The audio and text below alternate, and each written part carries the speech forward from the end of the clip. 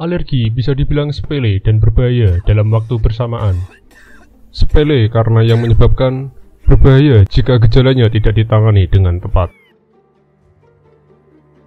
Alergi merupakan reaksi sistem imun terhadap alergen, dan yang termasuk alergen adalah, ya seperti yang Anda bisa lihat, alergen ada di sekitar kita dan cukup sepele. Alergen-alergen ini bisa masuk tubuh melalui jalur pencernaan, jalur pernapasan, atau kontak langsung. Lalu, bagaimana alergen ini bisa menyebabkan alergi? Setelah saya cari tahu, sebenarnya reaksi alergi untuk semua alergen itu sama. Sebagai contoh, ketika debu masuk melalui jalur pernapasan, maka debu ini bisa menempel di lapisan dalam hidung dan tenggorokan. Ketika debu ini menempel, karena ukurannya, debu ini bisa masuk ke dalam lapisan hidung. Ketika ada benda asing atau virus ataupun bakteri masuk ke tubuh, maka tubuh kita akan langsung bertindak dengan mengirim sel dendritik. Mereka akan secara otomatis mengambil sampel debu ini dan memprosesnya untuk dirubah menjadi protein sederhana. Kemudian, sel dendritik ini akan bergerak melalui jalur pembuluh limfatik untuk menuju ke kelenjar limfa, di mana beberapa sel-sel sistem imun berada. Salah satu sel imun adalah sel T.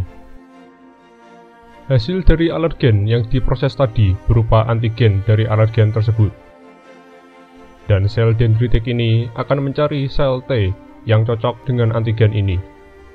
Jika ada sel T yang cocok dengan antigen, maka sel dendritik ini akan mengaktifkan sel T yang cocok ini. Sel T yang cocok dan sudah aktif ini adalah sel T spesifik untuk antigen tadi. Setelah aktif, dia akan memperbanyak dirinya.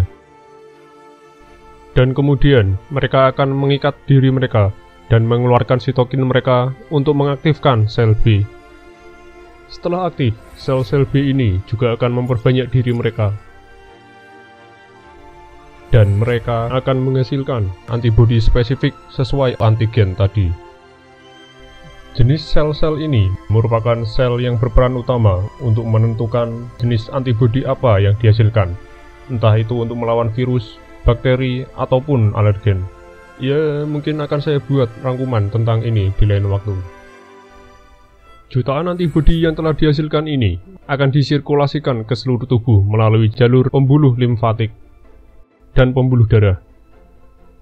Ketika sudah tersebar, antibodi-antibodi ini akan mengikat ke sel emas yang ada di jaringan tubuh.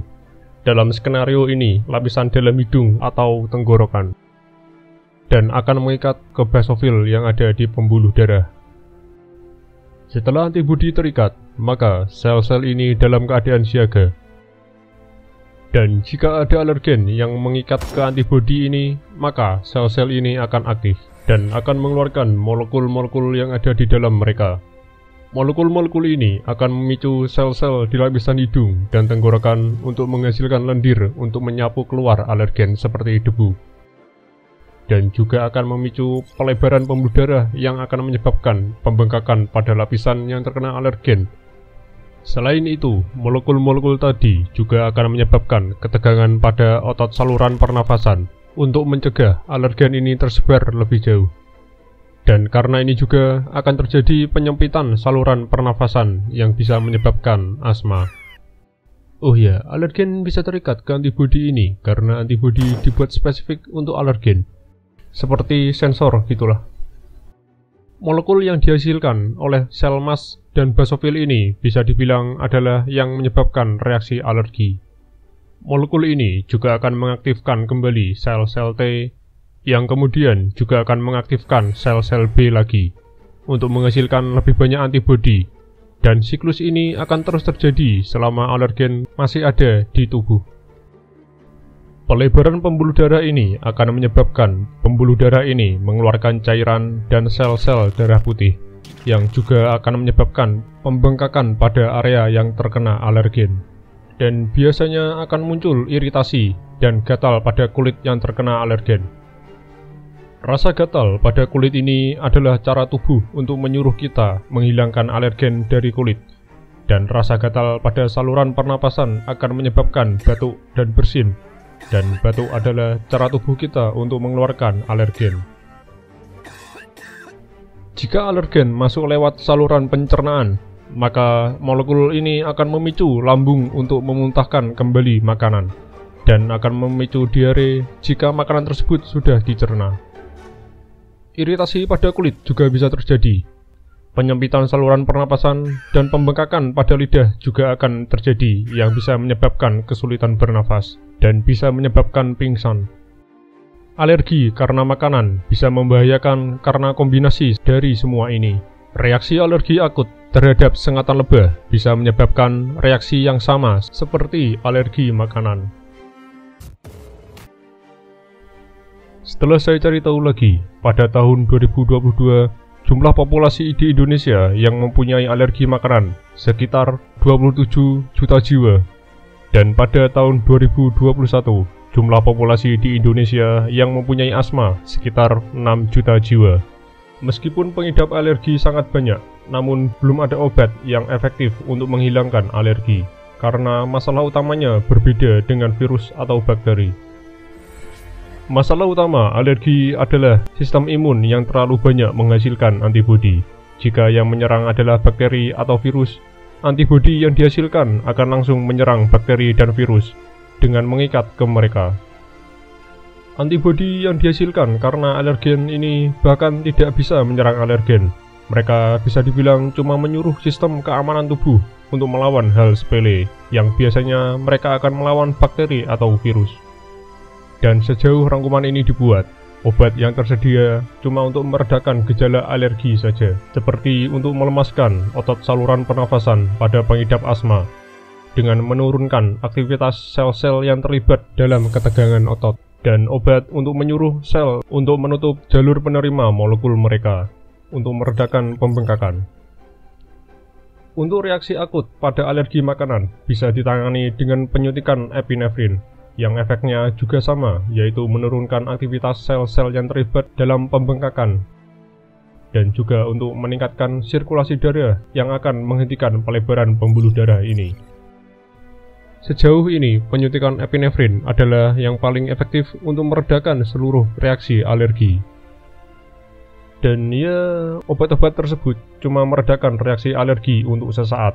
Jika Anda terkena alergen lagi, maka reaksi alergi pasti akan muncul lagi.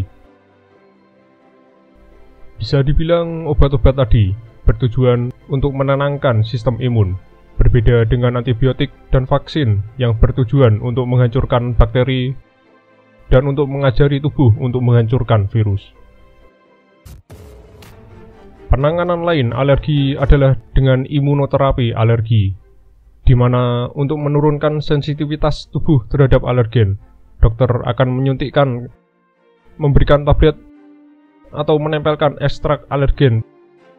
Tujuannya adalah menghasilkan antigen dari ekstrak alergen untuk menghasilkan jenis sel T baru, yang akan mengatur sel T ini agar tidak memperbanyak diri mereka. Jenis sel T ini juga akan memerintahkan sel B untuk menghasilkan jenis antibodi lainnya, dan juga akan menutup jalur penerima antibodi pada sel mast dan basofil. Karena langsung mengatasi dari hulunya, imunoterapi alergi bisa dibilang cukup menjanjikan untuk mengobati alergi. Kelemahannya adalah ekstrak alergen harus diberikan secara berjadwal setiap 4-8 minggu selama 3-5 tahun untuk benar-benar bisa melatih sistem imun. Jika tidak, kalau tubuh terkena alergen lagi, maka reaksi alergi akan muncul lagi. Cara terakhir agar tidak terkena reaksi alergi adalah dengan menjauhi apapun yang menghasilkan alergen ataupun yang mengandung alergen. Dan ya, jika Anda punya alergi, langkah yang paling benar adalah menemui dokter atau pergi ke rumah sakit, agar solusi-solusi yang sudah saya sebutkan tadi bisa Anda dapatkan. Alergi memang tidak menular, tapi jika sekalinya kita punya alergi, kita akan memilikinya sampai akhir hayat. Dan ya, karena video ini cuma rangkuman, kalau saya ada salahnya tolong dibenerin di kolom komentar gitu kan.